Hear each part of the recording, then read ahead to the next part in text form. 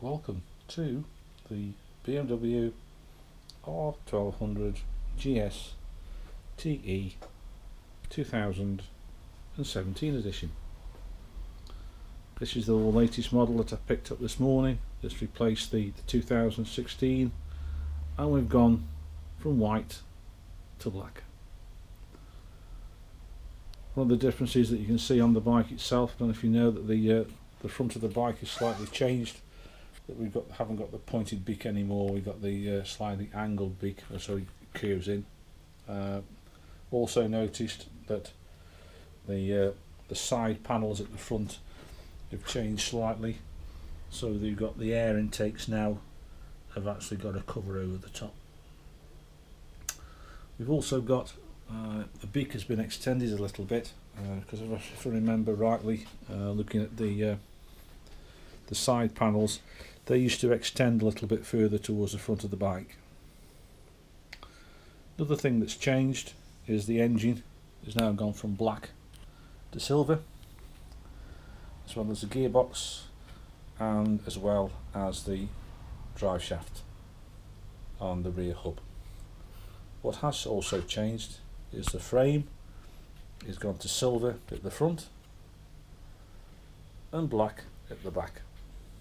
Bit of a contrast, a bit strange at first, but it just seems to work.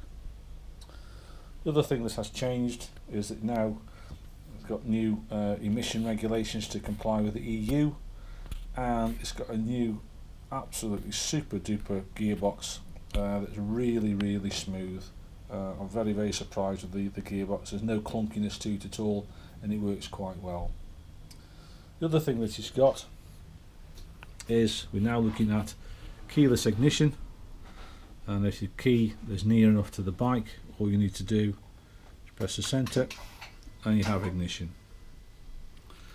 The other thing that we've got is dynamic ESP.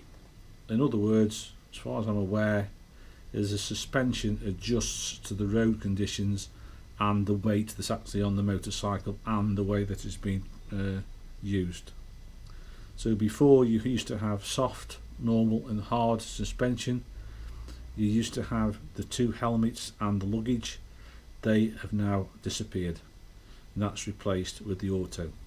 It can be overridden, and you can have a dynamic setting, which is the hard setting, which is the highest suspension, or you can have road, which is the lowest setting.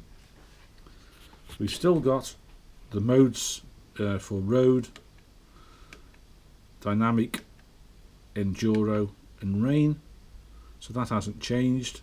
I'll put it back in, anticipate the fact that it may be dry tomorrow. Over the next 2 or 3 days we'll stick it to road.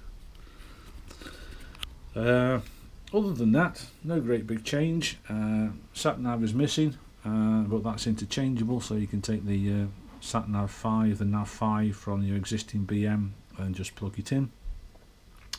And the only other change is that the panniers, the keys don't work, because obviously I'll have to hand the bike in, the Part X, and that was key coded to the panniers. So what I need to do is key code the panniers to the new key. That should probably take about half an hour to do with the appropriate kit purchased from BMW. So in the meantime, that's the end of this quick introduction. What I intend to do is keep you updated on the bike itself and look at additional features that I think need to be added just to make my riding a little bit more comfortable. One of the biggest problems I've got is I don't think these handguards do much, so I'll probably put the Givi additional extenders onto that. The screen, that's completely inadequate. I don't like it at all. It doesn't give you much protection whatsoever, even at the highest point. And probably looking at a mudslinger on the back just to save the shock a little bit, because this morning the bike was completely covered in road dirt, only covered about 20-30 miles. And probably at the front, what we'll do, we might put a extender onto the mudguard or a crud catcher on the front, depending on if it'll fit or not. I've been told that the radiators covers that you buy for may not fit these models. because they're slightly curved, and they don't look too curved to me, so I'll keep you updated on that. In the meantime, thanks for watching. You've been watching the Advancedbiker. This is his new mode of transport from the 2017 onwards, and we'll post some videos a bit later. Thank you.